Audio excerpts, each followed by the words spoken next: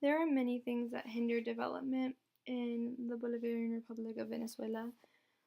But to begin, over the last few years, Venezuela has been in a terrible recession due to falling oil prices.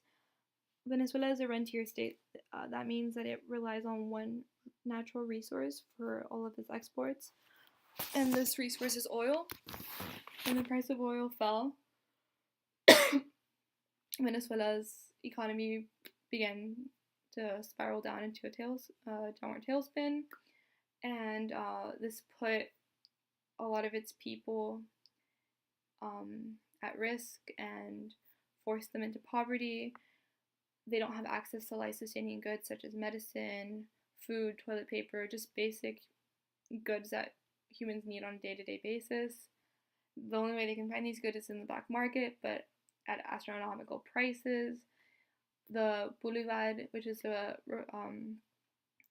currency in Venezuela, is basically worth nothing. Inflation is outrageous.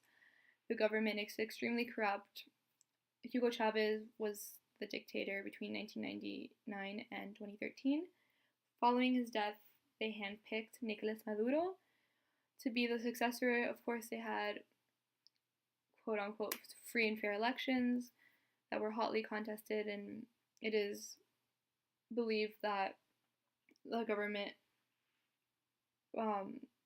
changed the election in favor of Maduro, and this caused Leopoldo to lose, and he was then jailed after he spoke out against the government, and he's still there, and they keep silencing other political activists that oppose Maduro's regime, such as Capriles, who recently got banned from ever running for public office in the next 15 years. And a lot of people are protesting that, as well as they're protesting the fact that Maduro created his own judicial body that effectively nullified any decisions the legislature made, which the legislature is composed of the three opposing parties that are La MUD, Voluntad Popular, y Acción Democrática. And they believe that Maduro did this to cause a golpe al Estado, which is a hit to the state, which is essentially a coup d'etat. And they're saying that he is attempting to establish a full dictatorship throughout the country. So that's Venezuela's main problem.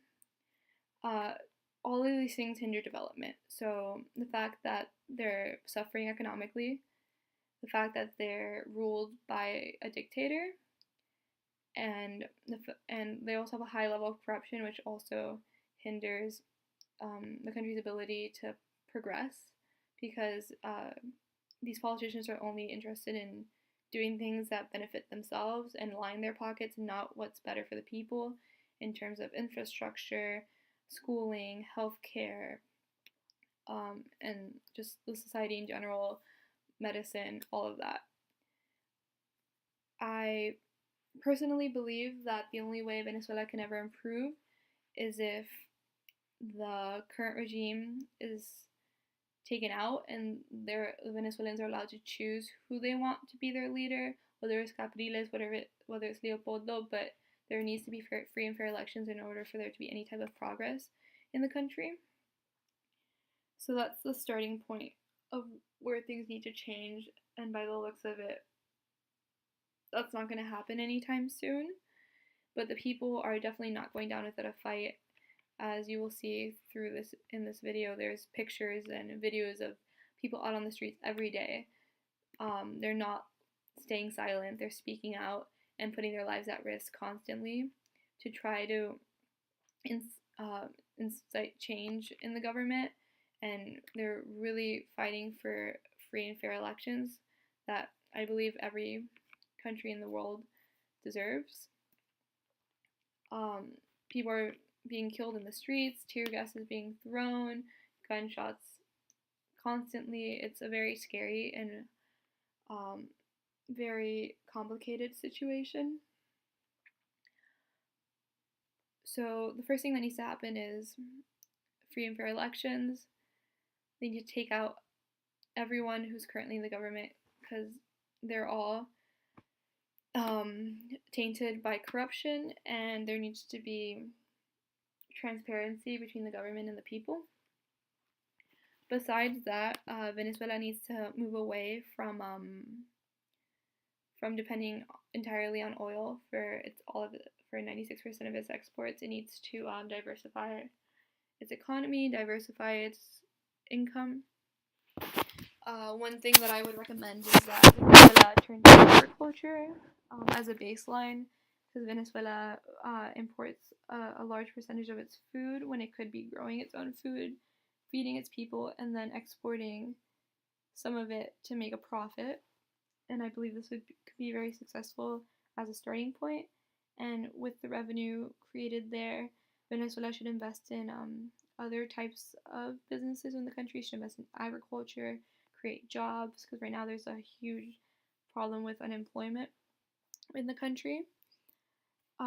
Once they do that, the government should work on creating programs like those that we have in the U.S., such as food stamps, and making healthcare affordable for people, improving hospitals, selling medicine and toilet paper and food items at a reasonable price that people can afford. Venezuela should also make housing affordable for those at the lower end of the spectrum, because right now there's a lot of people living on the streets and living in impoverished areas, and there's a huge gap between like the top elite and like the bottom lower class. And this is mostly because the people at the top are those in government, and they have, instead of helping the people who are suffering right now with the money that they do have, they're just being greedy and keeping it to themselves. And it's money that doesn't even belong to them. It belongs to the Venezuelan people through tax and through oil revenue. So that's the basis of, like, that's the starting point of things that Venezuela needs to do. They also need to work on setting incentives for people to stay in the country, because they have a huge issue with brain drain. Many Venezuelans study law, they study medicine, but then they leave because there's no hope for a better life at the moment, and those who can leave do. So they need to work on their brain drain, and they need to create incentives for people to want to stay, whether it's through a tax cut or certain benefits. I believe this will help the situation immensely, because right now there's a huge need for nurses and doctors, especially. Hospitals are decrepit, there's no plumbing, running water, electricity, and this is a huge problem because people need to be able to get basic care for a cold or for a cut.